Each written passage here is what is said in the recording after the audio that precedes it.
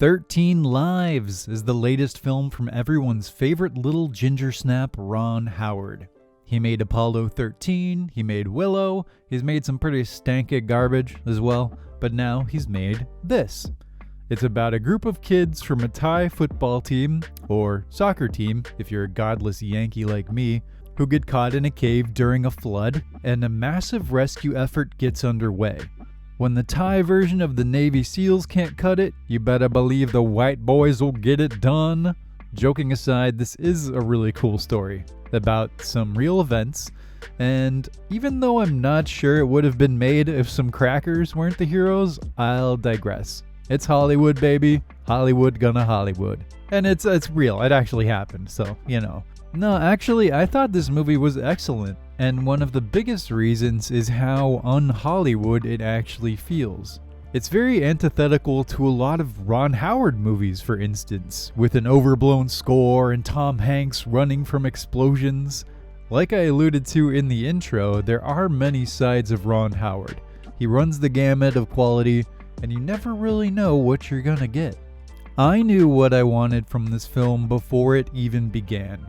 I wanted to see the process in detail of what it took to mount a rescue this difficult with a dive this complicated. In essence, I wanted a procedural. What I didn't want was for it to be a movie, as we call it, where the orchestra swells over a slow motion shot of Colin Farrell struggling against the current, and the violins burst into a crescendo as he breaches the surface. And we get another slow motion pan across the tearful eyes of parents before the vocal line comes in, singing about hearts going on or some crap. No. I did not want that, and thankfully, it wasn't that. Instead, this movie was exactly what I wanted it to be.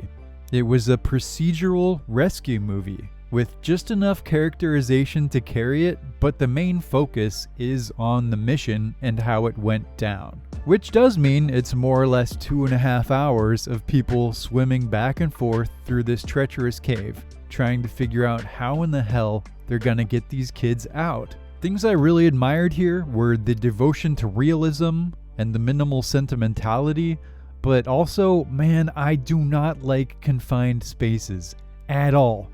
The idea of caving in narrow tunnels is terrifying to me, and so is diving.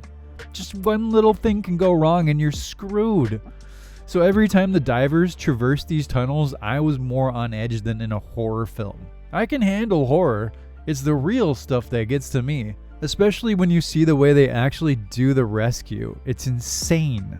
I also want to give a shout out as a side note to any movie that works with water on this level. Those of you who like to dig into the complexities of movie making know that water is a notorious pain in the ass for everybody involved. And I also just like the aesthetic of water movies. I don't know what it is. Water plus movie, for some reason, is a win for Jamo. I can't explain it. I'd call the filmmaking here excellent but unobtrusive, which is the right way to go about it. The cameras and edits are a lot like the tone of the film. They're not there to be the star. They exist in service of the events.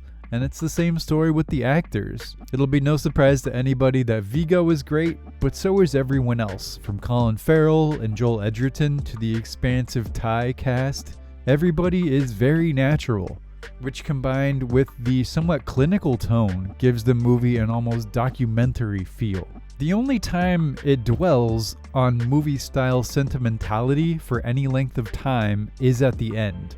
And I won't spoil how many kids make it out or anything in case you don't remember, but there is definitely something affirming about a story where people from all over actually just come together and work together, not for any monetary or exploitative reward, but just to help people.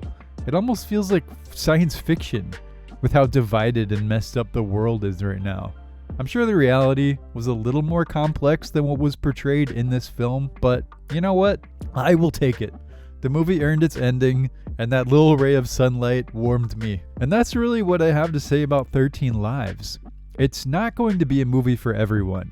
In fact, I would hazard a guess that a lot of people will go in expecting an exciting rescue movie, featuring a bombastic score and people running, and ending up thinking it's kinda boring. But if that's not you, and you can appreciate a slow, detailed procedural and find this subject interesting, it's really, really well done. I give it the JAMO stamp of approval.